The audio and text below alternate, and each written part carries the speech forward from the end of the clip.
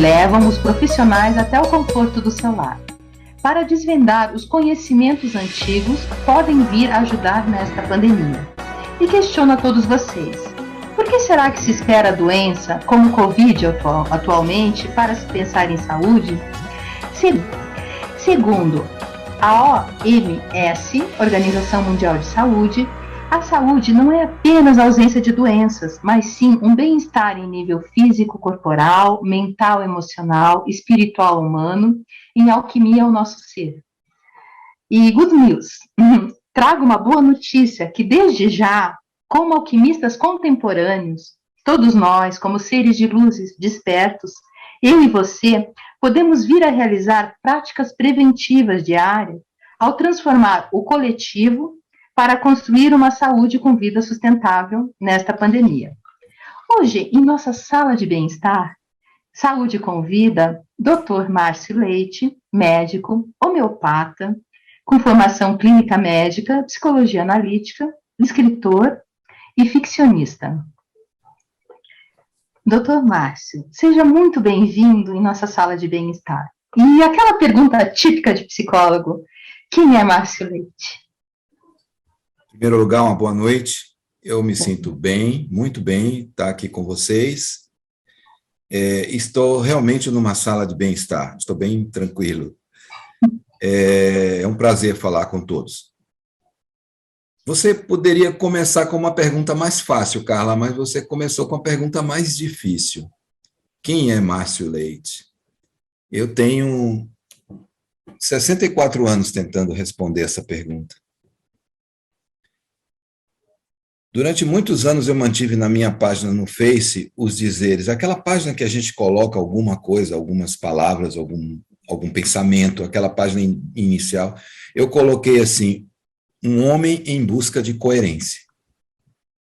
Acho que uns 10, 12 anos eu mantive, acho que recentemente eu retirei isso, e não sei se eu coloquei alguma coisa, não estou bem lembrado. Mas é exatamente isso que eu sou, um homem em busca de coerência. Um pesquisador autodidata, um pensador, alguém que não se contenta com a verdade que está aí nos livros, ou que os nossos professores nos passam, alguém que vai além na sua curiosidade, no seu otimismo de ver a vida, de encarar a vida, buscando uma compreensão da existência. Como médico, buscando ajudar. E para ajudar, eu entendo que eu preciso conhecer a alma humana. E para conhecer a alma do outro, eu preciso começar pela minha. Então, na realidade, eu sou esse cara aí que um homem em busca de coerência, tentando alinhar aquilo que pensa, a sua própria ideia, aquilo que o move e a forma como age, pensamento e ação e sentimento, transformando uma coisa mais linear, mais integral na sua vida, né? Eu sou esse cara aí que está buscando se conhecer e conhecer o outro. E como você compreende a medicina preventiva, a importância dela nesta pandemia? A medicina preventiva é importante não só numa situação de pandemia. Nós estamos vivendo agora essa pandemia, essa que está nos trazendo um entendimento maior sobre nós mesmos. Na realidade, vai ficar um grande legado, uma grande lição. Essas perdas que nós estamos tendo têm um significado e nós precisamos mergulhar nesse significado para poder entender e, quem sabe, até prevenir outras no futuro, outras epidemias. É muito importante que a gente compreenda que a prevenção vem a partir de nós mesmos, ela sai a partir de nós mesmos. E hoje a gente pensa muito em termos de alimentação, em termos de condições de vida, qualidade de vida, de trabalho, ar ambiente, poluição. A gente pensa em prevenção de várias maneiras, né? Morar bem, viver bem, evitar conflitos, evitar emoções negativas. Nós precisamos ampliar essa questão da prevenção. A prevenção não é somente você respirar um bom ar ou comer um bom alimento. Isso é importante, isso faz parte. mas é preciso entender que a prevenção vem a partir do nosso mental e do nosso emocional. Nós temos que envolver a nossa totalidade. Então, o homem deve pensar bem, evitar os pensamentos ruins, o homem deve agir de forma correta, andar em retidão. Isso parece coisa religiosa, mas não é religiosa, isso é algo prático na vida. Pensar bem, um bom pensar, um bom imaginar, desejar o bem, caminhar em direção ao bem, fazer da sua vida um canteiro de boas obras. Isso é prevenção. Hoje eu entendo prevenção como algo muito mais amplo do que os médicos costumam colocar.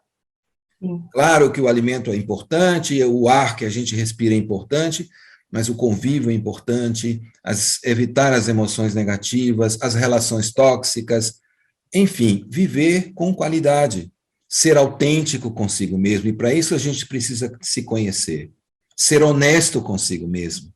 Isso a gente precisa ir profundamente dentro de nós mesmos para que a gente possa agir com prevenção.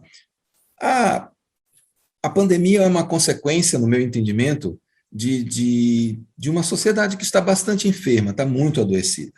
Uma cultura que está adoecida e que precisa encontrar ou reencontrar o seu caminho. Então, a pandemia, as catástrofes, os grandes cataclismas, eles vêm para ajustes. Eu compreendo desta maneira. Eles vêm para nos forçar a ajustes. Então, é aquela coisa da experiência negativa que traz um aprendizado positivo. O caos traz uma nova ordem, né? Exatamente. O caos nos traz a uma nova ordem. Ou seja, uma nova ordem deve se instituir sobre a ruína de uma ordem anterior. Nós precisamos, muitas vezes, destruir valores que já não são mais adaptados ao novo momento, à nova época, ao novo momento que a humanidade vive. Nós precisamos destruir esses valores para poder ter espaço para construir novos valores. E uma coisa está sempre ligada à outra. Se a gente for ver a história da humanidade, nós vamos ver que essas coisas, esses dogmas vão sendo destruídos, novos dogmas vão sendo construídos, ou vão sendo montados uns sobre os outros, de uma forma que seja evolutiva, isso é que é importante, de uma forma que a gente cresça, evolua. E não é somente crescimento material, basicamente e principalmente o crescimento espiritual. Isso que o homem precisa fazer neste momento. É esse o convite que a pandemia está nos fazendo, nos trazer para dentro para que nós possamos descobrir o nosso tesouro interno. Isso nos leva a uma reforma íntima, isso nos leva a ser uma pessoa melhor e nos leva a construir uma humanidade melhor. Rever conceitos, né? Como? Rever os conceitos. Isso. Rever conceitos, destruir dogmas que já não são apropriados e viver em função de coisas mais novas, mais evolutivas, mais modernas, princípios mais evolutivos. Ou seja, nós estamos passando de uma teoria darwiniana antiga de competição, em que se acreditava que as espécies competiam entre si, para uma época de colaboração. Mais do que simplesmente competir e se destruir mutuamente, nós podemos colaborar uns com os outros e construirmos uma humanidade melhor, uma humanidade mais fraterna. É isso que eu acho que é prevenção. É você andar com seu coração limpo. Sim. E na sua jornada, assim, como na medicina surgiu esse interesse pela homeopatia e qual a importância que a gente vê da homeopatia? A nossa vida diária, né? Nossa vida cotidiana. Sim, eu nunca fiquei satisfeito com os conceitos acadêmicos. Com todo o respeito, eu não os desprezo de forma alguma, eles também me trouxeram até aqui, mas os conceitos acadêmicos muito rígidos, muito positivistas, materialistas, cartesianos, eles nunca me satisfizeram o coração. Eles nunca preencheram a minha alma. Então, desde cedo que eu me lembro, eu saí em busca de um entendimento do ser humano diferente, mais amplo, mais completo. Então, isso me levou a fazer mais de um curso de homeopatia, de pós-graduação em homeopatia, porque a homeopatia tem um entendimento mais humanístico, um entendimento mais integral do ser humano, levando em consideração aspectos sutis do ser. como o emocional, o mental, a história biopatográfica do indivíduo. Tudo isso é levado em conta na homeopatia. A forma como o paciente reage de uma forma geral, como ele responde a estímulos, como ele responde a estímulos emocionais, sensoriais, não somente a estímulos ambientais. Como ele é como pessoa, como alma humana, qual o seu comportamento, quais são suas características, como ele reage diante do clima, como ele reage diante de uma má notícia, de um susto, de um pesar. Tudo isso é importante para o homeopata. E também o fato de que eu via na medicina química, na medicina contemporânea, medicamentos extremamente agressivos, que às vezes me pareciam muito mais adoecer do que salvar, do que curar. E isso nunca me satisfez. Eu tive um exemplo uma vez, eu gosto de citar exemplos, porque eu acho que ilustram. Eu ainda era bem jovem quando tivemos na clínica, internamos uma velhinha com um processo de alergia. Essa alergia poderia ser entendida, se eu fosse homeopata naquela época, eu iria buscar, teria sido um outro caminho completamente diferente. Mas ela tinha uma alergia, foi atendida por mim, eu passei um antialérgico para ela, convencional, um corticoide, porque ela estava cheia de coceirinhas e de coisinhas na pele. Ela tomou, não teve uma grande melhora, ela voltou num outro plantão, nessa época eu trabalhava numa clínica aqui em Salvador, ela foi a um outro colega, o colega disse, olha, o diagnóstico é esse, você vai continuar com esse tratamento, trocou 6 por meia dúzia, passou um outro antihistamínico, e essa velhinha continuou tomando, até que foi a um terceiro médico, o médico reforçou, passou um corticoide para ela, enfim. O processo dela não foi compreendido. Ela não teve uma melhora dali, mas ela ficou tomando remédio durante tempo desnecessário, durante tempo demasiado. Começou a fazer uma hemorragia digestiva. O estômago dela começou a sangrar muito. Ou seja, as medicações nós não tínhamos essa ideia e não tínhamos essa intenção, provocaram uma gastrite erosiva, e isso fez um sangramento, provocou um sangramento, uma hemorragia importante. E ela sangrando, precisou ficar internada, precisou tomar sangue, porque o sangramento foi bastante copioso, e, enfim, no final, se fez endoscopia, naquela época, os recursos que a gente tinha, isso já tem quase 40 anos, fizemos uma endoscopia com injeção de soro gelado para provocar uma vasoconstrição das pequenas vênulas do estômago, para ver se parava de sangrar, aquilo não teve uma melhora, se injetou adrenalina, que tem essa mesma... Enfim, a velhinha não parou de sangrar, acabou numa mesa de cirurgia e o estômago foi retirado. Puxa. Aquilo me doeu na alma, sabia? Aquilo me doeu profundamente, porque como é que se pratica uma arte de curar que você não só não resolve uma questão, mas provoca uma outra mais grave? Claro, o tratamento estava correto, era aquilo que tinha que ser feito. Estava dentro dos manuais, nós tínhamos que usar um antihistamínico, e como o antihistamínico não resolveu, usar um corticoide, que é um inibidor da alergia mais potente, enfim. Nós estávamos fazendo tudo certo, mas o tudo certo da medicina contemporânea, dessa medicina que está aí, às vezes é extremamente lesivo. Né? E ela é remediativa, ela está sempre... Nem sempre remedia. Uhum. Nem sempre remedia.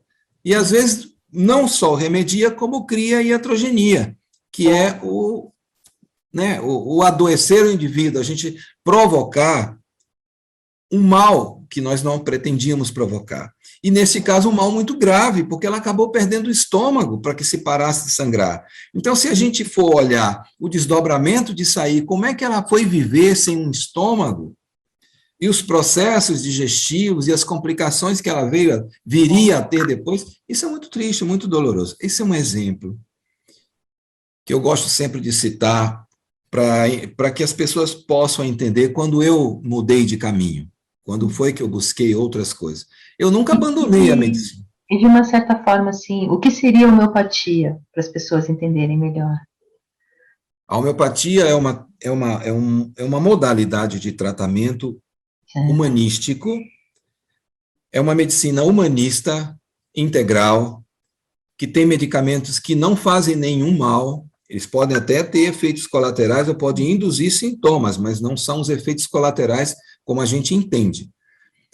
São medicamentos que vêm da natureza e são dinamizados, ou seja, eles são potencializados através de técnicas homeopáticas próprias, de diluição e sucção e agitação. Diluição e agitação. Cada etapa, segundo as escalas homeopáticas, o medicamento ele é diluído e agitado, diluído e agitado, diluído e agitado, como num processo de despertar da energia daquela substância, que pode ser de origem animal, vegetal ou mineral.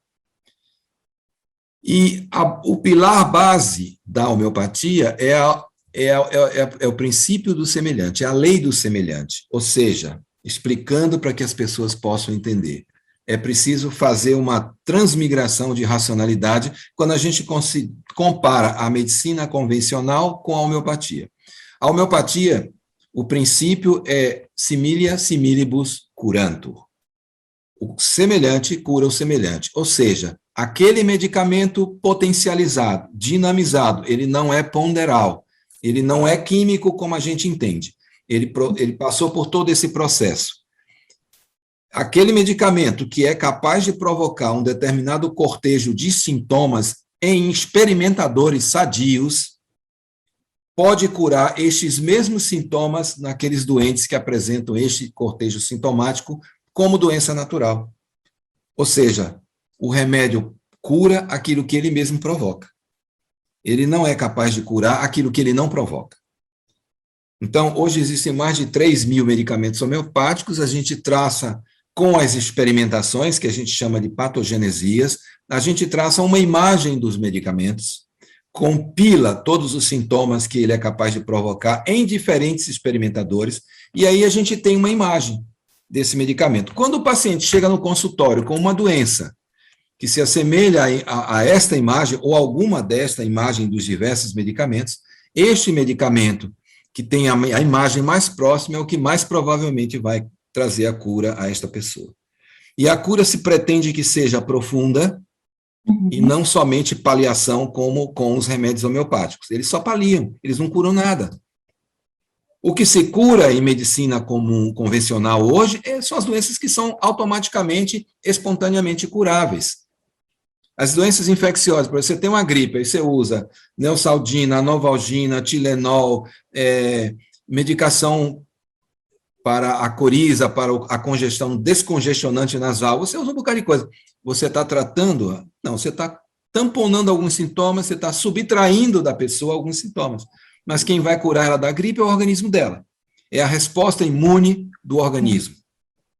E como que o doutor vê essa mudança que a gente pode ter de paradigma da questão de uma medicina remediativa para uma medicina preventiva, numa visão oriental que a gente tem que plantar uma sementinha, cultivar e lá na frente obter o resultado, né? Como que o doutor vê isso? Isso eu vejo como uma evolução natural da consciência do ser humano, da consciência da humanidade. Nós fazemos jus à medicina que acreditamos ser merecedores. Nós somos merecedores, acreditamos ser nessa medicina que está aí.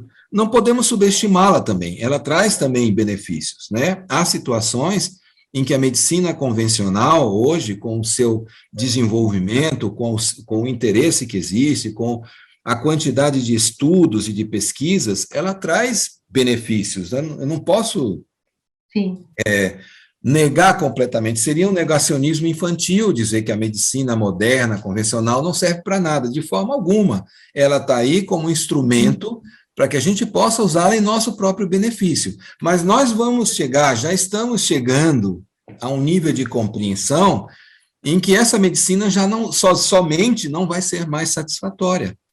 Ela não vai ajudar mais, ela não vai poder se desdobrar, porque está se tornando, inclusive, muito técnica, extremamente científica, extremamente tecnológica. Isso é útil, é importante? Em certas situações. Mas esta medicina não está trazendo à humanidade a paz de espírito que a humanidade busca, não está trazendo a sensação de bem-estar que a humanidade busca, porque ela ainda é muito paliativa e é muito abortiva. Ela aborta sintomas sem curar o ser na sua integralidade. E o que se pretende com a homeopatia é que isso não ocorra, porque nós buscamos a essência do ser primeiro para ajustar a ele um medicamento que possa ajudá-lo. Esse é o mágico da homeopatia.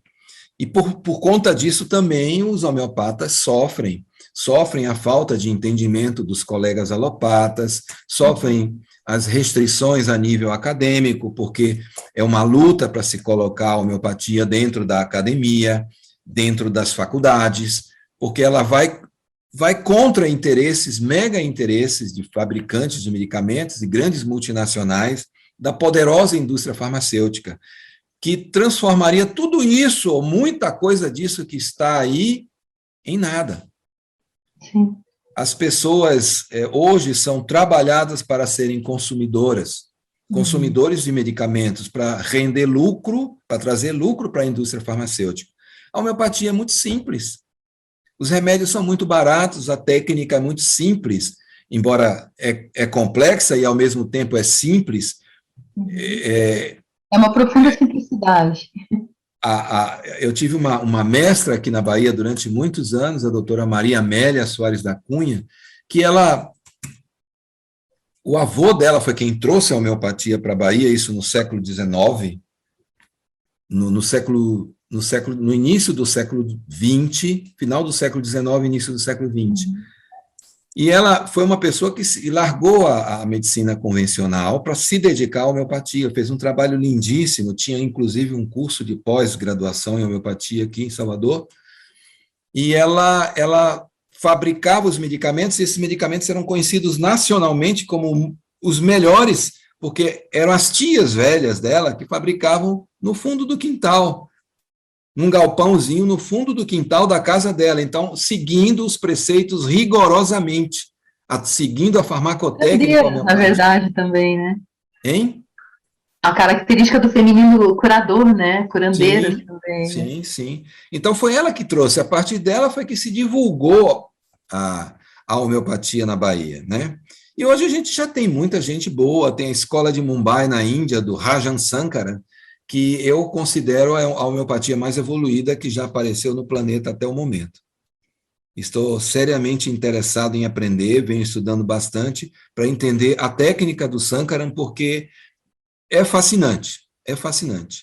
Inclusive existem, como ele é um grande guru também, né? Ele é médico, é homeopata, mas é um grande guru, pratica meditação, ele capta essas coisas de uma forma fenomenal e consegue de uma forma muito racional, ele é muito pensamento, a função forte dele é pensamento, então ele consegue organizar isso e publicar livros, e hoje tem discípulos e alunos no mundo inteiro, no Brasil, na Argentina, na Alemanha, em toda parte, com vários livros que ele vem publicando, e agora ele está sintetizando, fazendo seus cursos, é fantástico, coisas que eu faço no recôndito do meu consultório. Mas eu não consigo passar isso, pelo menos até hoje, passar isso para o entendimento dos colegas alopatas, mais ferrenhos, mais empedernidos, que não largam mão dos seus conhecimentos, da sua cultura. Realmente eu compreendo que não é fácil. Eu levei 8 anos para fazer a transmigração de racionalidade, compreendo perfeitamente hoje a alopatia, mas de coração eu sou homeopata. Sim, porque... E o seu consultório é um labor oratório, né? Isso. É um momento que tem também de pesquisa, né? De alquimia interior, né? E, exato. Doutor, quando eu fiz a consulta com o senhor, eu vi muito a questão da cura pela palavra. E eu achei isso muito fascinante, porque é uma máxima que a gente tem na psicologia, né? E eu vejo que psicologia também é uma área de atuação do senhor, né? E como o senhor vê isso dentro da psicologia analítica, essa questão da cura pela palavra? A cura pela palavra, dentro do conceito homeopático, dentro da homeopatia, eu preciso que o paciente me dê algumas palavras-chave. Ele precisa verbalizar, por isso que muitas vezes eu espremo. Eu não posso colocar essas palavras na boca dele, isso tem que vir automaticamente, espontaneamente. E quanto mais ele é capaz de se interiorizar, mais facilmente ele vai verbalizar, e essas palavras vão me servir de guia para eu chegar a um determinado medicamento. Na psicologia analítica, a palavra é importante, muito importante, como na psicologia como um todo. Mas não só a palavra. A gente usa uma outra ferramenta que são os sonhos. Porque a palavra ela ainda pode ser manipulada. Né? A palavra ainda pode ser manipulada, mas os sonhos não. Não há como você manipular os sonhos. Sim. Então, na verdade, a gente fala aquilo de que vai cheio o nosso, fala daquilo de que vai cheio o nosso coração. Então, quando você, numa consulta homeopática, ao mesmo tempo eu faço a consulta buscando um medicamento homeopático, mas não deixo de abordar do ponto de vista do terapeuta junguiano. Então, é uma totalidade, é o casamento de duas disciplinas, vamos dizer assim, mas são duas disciplinas maravilhosas que estão em constante evolução, em constante desdobramento. Então, quando o meu paciente, que muitas vezes é paciente de terapia, vamos dizer, ele não vem ao consultório buscar homeopatia, mas na abordagem, na consulta, nas sessões subsequentes e tal, a gente ouve a mesma palavra. A gente escuta o mesmo discurso. Então, opa, aí tem coisa. Então, você vai desdobrar isso aí, você vai buscar o entendimento dessa palavra, o entendimento desse discurso, qual é a emoção que está ali envolvida, qual é a sensação e a energia que ele está trazendo ali, principalmente quando ele se manifesta com movimentos físicos, com gestos de mão, com gestos do corpo. Isso está extremamente carregado de energia. Então, na consulta, é por isso que eu sempre prefiro, hoje eu tenho feito muita consulta online, a gente, por conta da pandemia, tem trabalhado bastante online, mas eu prefiro sempre a consulta presencial, porque eu posso vê-lo na minha frente. Eu posso observar os seus gestos, os seus tiques, os seus movimentos, é uma cruzada de perna, quando se fala alguma coisa é um gesto, é uma mão apertada, é um aperto, é um toque no coração, no peito, sempre tem algo que nos diz alguma coisa, e principalmente quando essas emoções e sentimentos se traduzem em gestos. Isso para o homeopata, que segue a escola de Sankara, e para o terapeuta tem importância. E como que é, doutor, colocar dentro da sua terapia essa questão do pensamento em devaneio, fantasista, do sonho? Como que ficaria isso para o paciente também? Isso é importante que a gente faça essa ampliação dos sonhos, dos pensamentos, das ideias, do devaneio, dos atos falhos, dentro do contexto do paciente, né? Eu geralmente peço a ele que amplifique a imagem que vem nos sonhos, né? O que ele acha que quer dizer, o que ele acha que pode significar. Às vezes a mensagem é muito clara, mas na maioria das vezes ela não é clara, ela vem bastante velada, e é preciso conhecer bem o paciente, ver o contexto de sua existência, em que meio ele está vivendo, como ele está vivendo, para que a gente possa se arriscar a uma possível interpretação.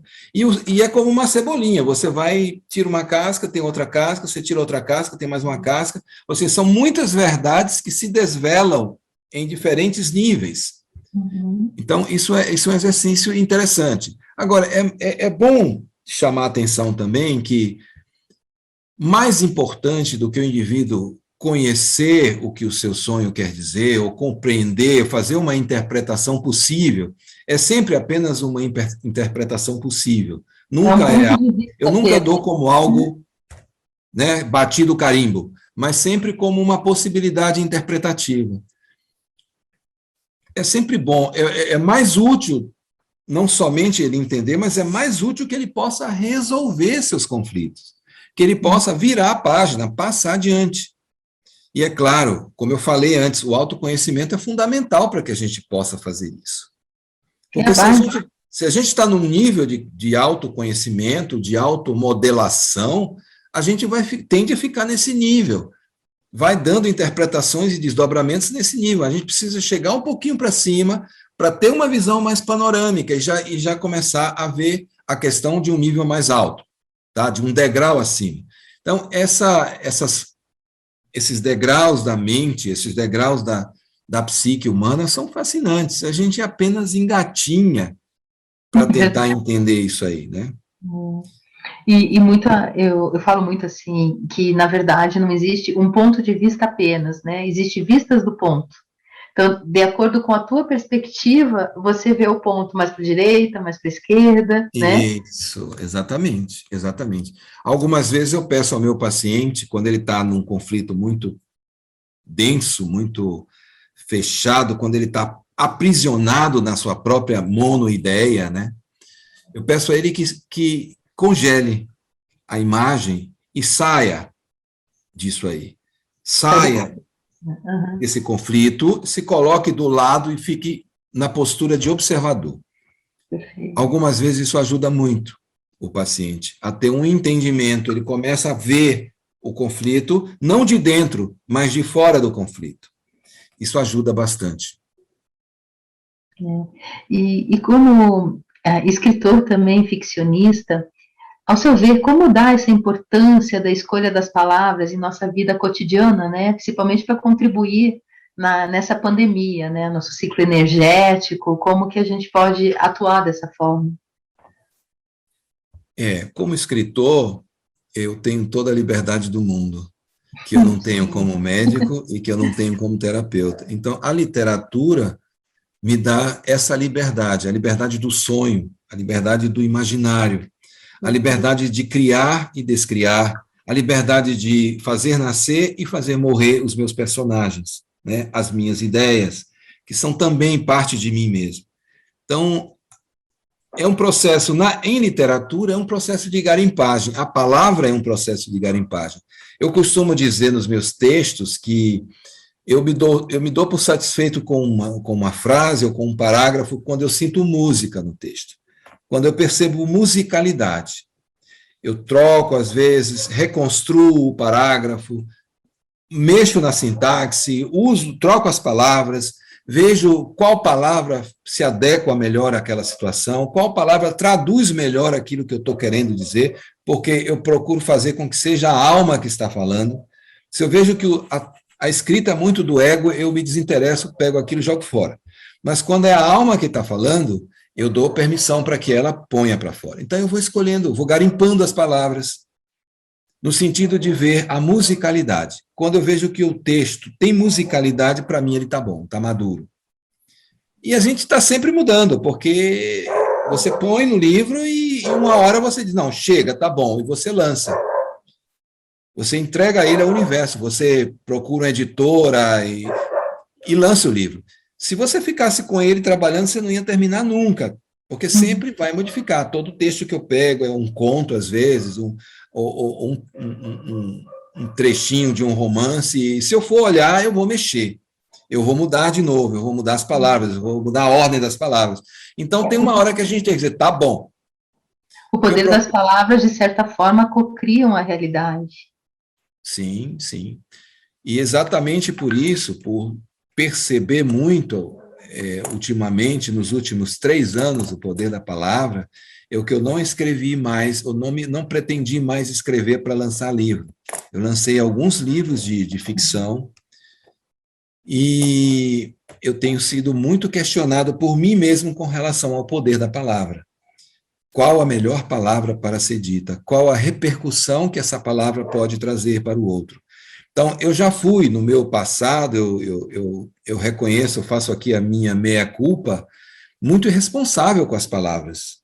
Assim, elas vinham, a ideia vinha, o ego se projetava, e o ego queria assumir tudo e a palavra saía. E hoje eu procuro ser muito mais cuidadoso com a palavra. Eu procuro ver qual é a repercussão que essa palavra pode trazer às pessoas. Então, eu tenho sido mais cauteloso na escrita, por isso eu estou demorando mais a publicar meu próximo livro. Estou sendo mais responsável com a palavra, porque a palavra tem um poder muito grande. Uma palavra mal colocada pode destruir uma pessoa. Repercute na nossa alma, né? A palavra Sim. em si, ela repercute. Né? Pode elevar uma pessoa ou pode derrubá-la. Sem dúvida. E aí vem a questão da responsabilidade ética, né? Então, eu vejo hoje tanta porcaria escrito que se chama, que ousam chamar de literatura, tanta literatura de baixa qualidade, de baixo nível, com palavras ruins, com palavrões, com que trazem uma energia tão para baixo. A humanidade já anda para baixo, a gente ainda ofertar esse tipo de literatura realmente não é mais a minha, não, se nunca foi, agora menos ainda, não vou mais, não enveredo mais por essa senda, mas ainda se faz muito isso, porque a literatura reflete o que está aí, né? Reflete o que a Globo fala, o que a Record fala, e, enfim, o que está É na um mídia. momento presente, né? Exatamente. E daí, de uma certa forma, né, Jung fala muito da tipologia, né? Daí, uma pessoa que é intuitiva e sentimento, se ela tende a ser introvertida, a escrita é uma forma também dela ter a questão da expressão, né? Isso. O que vai chamar, eu falo de cátedra porque eu sou um intuitivo sentimental, então o que eu disse, o que interessa para mim é a fala da alma, né? Então, contar uma historinha apenas relatando uma situação externa não é muito a minha. Os meus textos são quase que fluxos de pensamento. Tem situações externas, naturalmente. Em um dos meus livros, por exemplo, eu fiz a questão de colocar uma. Eu julguei importante colocar uma questão social que me incomoda bastante no nosso país, mas as questões íntimas, as questões de relevância maior são as questões internas, são as questões da alma. Né? Eu não sou um escritor muito descritivo, não, que descreve o ambiente externo, as coisinhas e tal. Não me perco nisso aí. Mas, assim, as questões de alma, os sentimentos, a profundidade do ser humano, navegar nessa água aí é que me interessa. Inclusive como escritor, não apenas como profissional, como médico, terapeuta, mas como escritor. Porque eu E a não água consigo viva é o dissociar. sentimento, né? Navegar na água viva é o sentimento, né? Navegar na água viva. Estar vivo na água viva. Sim. E, ao seu ver, exercitando todas essas áreas, como a gente conversou, né, homeopatia, psicologia, a sua escrita criativa, qual seria essa busca da mudança, né, que pode contribuir para as pessoas desse estar sozinho, em solidão, para buscar se tornar em solitude, né, buscar a companhia da sua própria alma, né, em alquimia do nosso ser nessa pandemia? Então, eu acho que a pandemia é uma grande oportunidade para isso, tem sido uma grande oportunidade. Tem levado as pessoas ao isolamento, e muitas vezes elas pensam que o isolamento é apenas estar distante umas das outras, mas o isolamento pode ser a solitude. O isolamento pode nos levar ao encontro com nossa própria alma, ao encontro com nós mesmos. Então, isso seria de grande importância para nós, porque a nossa cultura, principalmente a nossa cultura ocidental, ela não está acostumada com esse isolamento, entre aspas, né? Com essa separação. Nós estamos muito voltados para o externo e pouco para nós mesmos, pouco para o interno. Então, quando a gente descobre a importância de estar com nós mesmos, estar conosco, é um mundo novo que se descortina, né? É um universo fascinante para a gente pesquisar, para a gente buscar. Então, isso vai levar fatalmente ao crescimento, ao desenvolvimento, ao autoconhecimento e vai levar ao melhoramento pessoal, a uma reforma íntima. Não tem como fugir disso aí. A sabedoria implica em se conhecer. O universo está todo dentro de nós. A gente busca muito lá fora, né? O homem está buscando vida em Marte. O que é que o homem quer em Marte se ele ainda não descobriu vida dentro de si próprio? Perfeito. Não tem uma máxima na alquimia que diz assim, né? Que o macrocosmos reflete o microcosmos, né? Então nós somos um Exatamente. pedacinho desse grande universo, né? Nós somos Exatamente. poeiras de estrela, também pertencentes a esse universo, né? Exatamente. É isso aí. Nós devemos conhecer o externo, sim. Temos curiosidade, uma curiosidade inata, uma curiosidade saudável de conhecer o externo, mas o respeito pelo interno e o mergulhar interno é muito importante para que a gente não saia pelo cosmos levando porcaria, levando nossa tralha interior, nosso desconhecimento como ser, né? Porque a Então, partir do momento que nós somos energia dentro do invólucro corporal, a gente está em ressonância com tudo, com tudo, exatamente. né? O quanto a gente também traz coisas de baixa vibração para a nossa vida e também impede o nosso crescimento de uma forma geral, né? Vibrando mais alto, auxiliando o coletivo, né? Isso. E hoje já está provado, até pela própria ciência moderna, que a gente, quando vibra negativamente, a gente mexe com a estrutura do nosso corpo, com a estrutura das nossas células, né? Mexe com os cristais de água dentro das nossas células.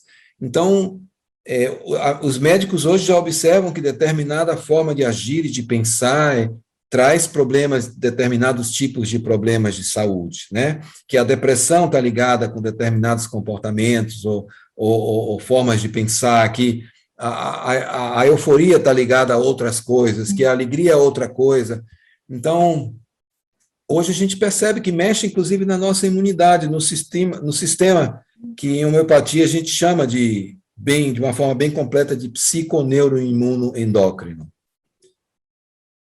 Isso aí está sob leis que desconhecemos ainda, mas que sofrem o efeito das nossas emoções, dos nossos sentimentos, do nosso pensar. Aquilo que eu disse antes, vamos limpar o coração, vamos pensar de forma elevada, se a gente quiser ter saúde.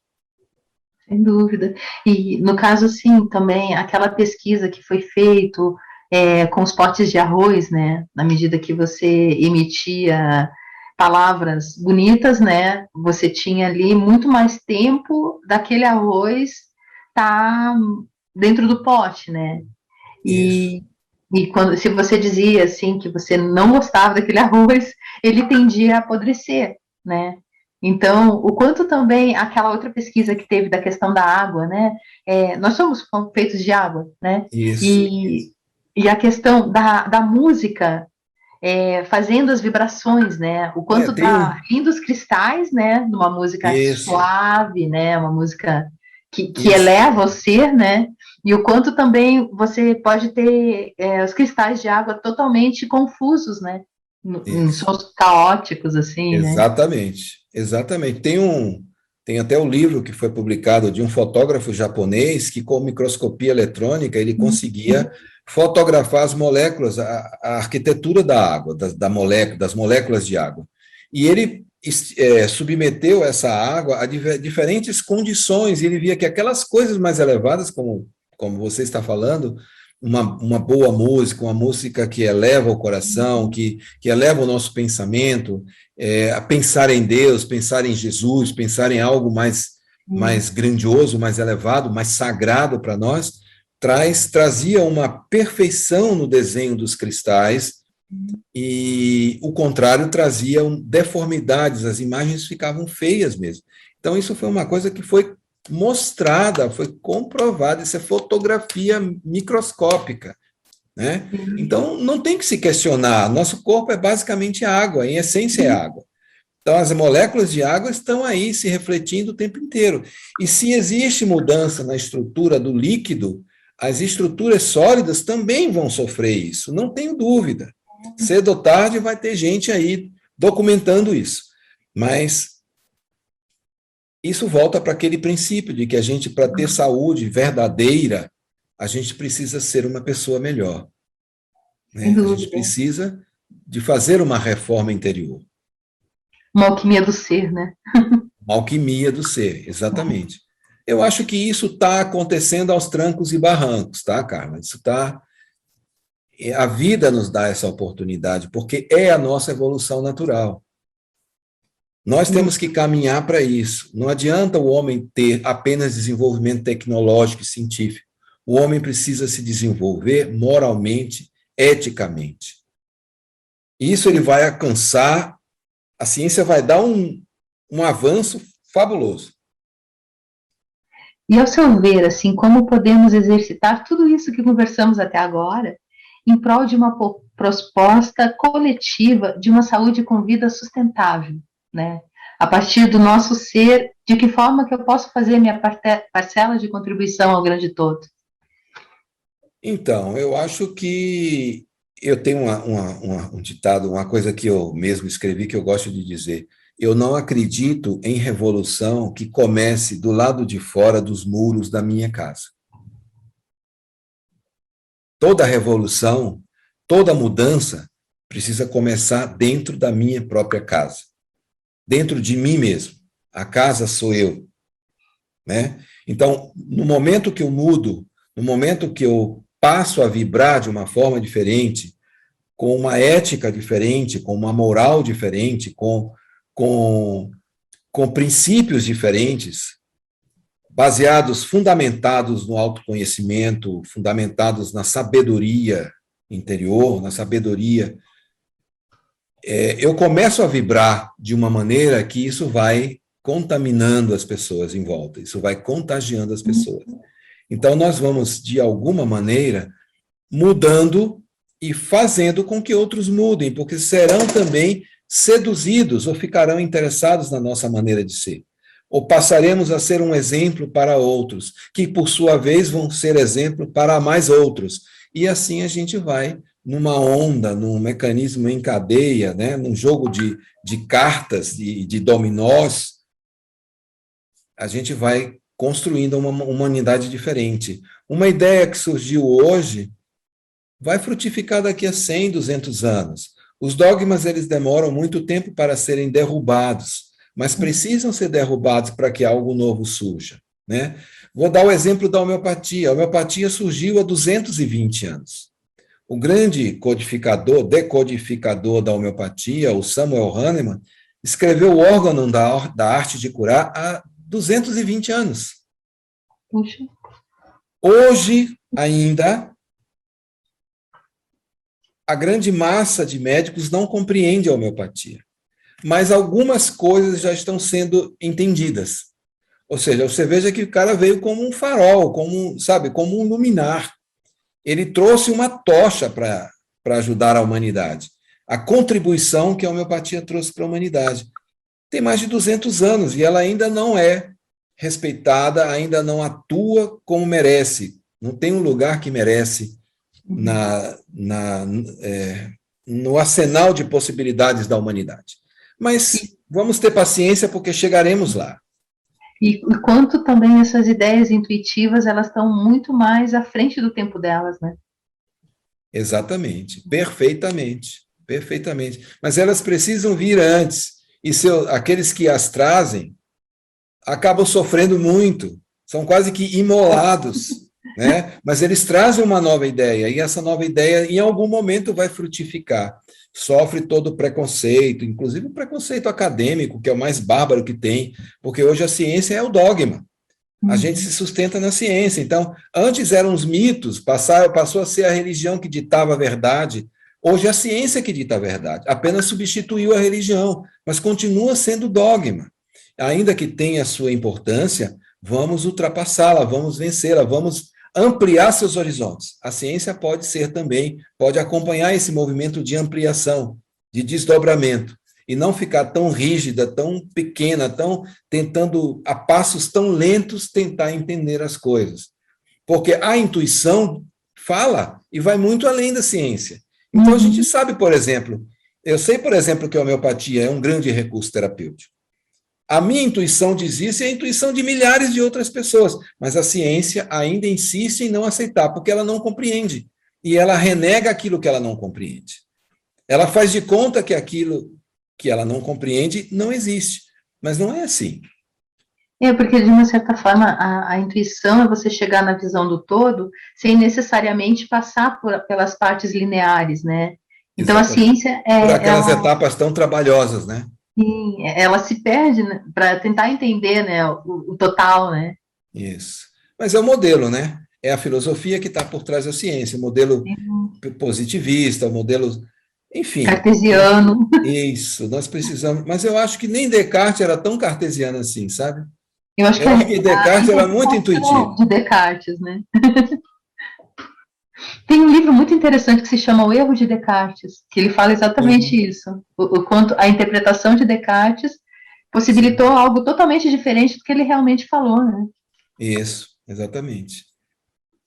Então, doutor, deixe seu contato, né, para as pessoas conhecerem mais o seu trabalho, e deixe também uma mensagem, Saúde com Vida, para a Alquimia do Ser, e também para essa ideia da saúde com vida sustentável. Qual seria a mensagem que o senhor deixaria para nós? Bem, a mensagem que eu gostaria é de que a nossa maior responsabilidade somos nós mesmos. Eu sou a minha maior responsabilidade. Eu tenho que ser o meu melhor amigo. Cada um tem que ser o seu melhor amigo. E é preciso evoluir. Evoluir é a única lei inquestionável que existe no universo. Essa é indobrável. Essa a gente não tem como recusar, nós temos que evoluir. Vamos ajudar os mecanismos de evolução. Como é que a gente pode evoluir? Se conhecendo, se descobrindo, buscando entender a nossa essência, não ficar tão perdido na ilusão, nas coisinhas, nas futricas, no externo.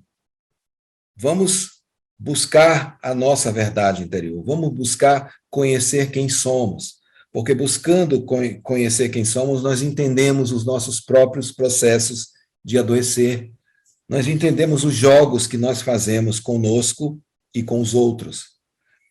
Nós somos capazes de reconhecer e eliminar os erros, os equívocos que rotineiramente cometemos ao longo da vida. Isso é uma maneira de crescer, isso é uma forma de se integrar, não ao homem da Terra apenas, mas às inteligências que existem pelo universo inteiro. Descobrir quem somos nós nesse todo tão grande.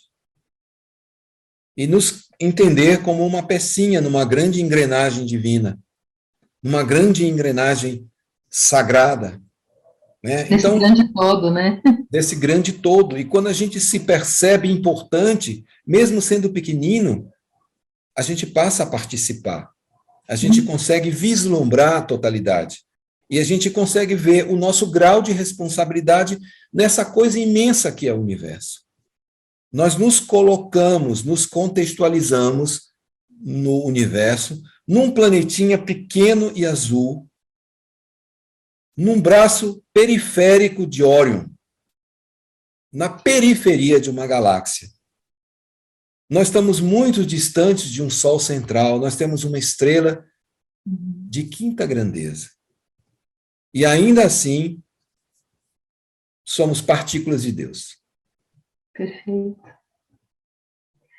Então, gratidão muito, Dr. Márcio, por sua presença, né, na estreia da nossa sala de bem-estar.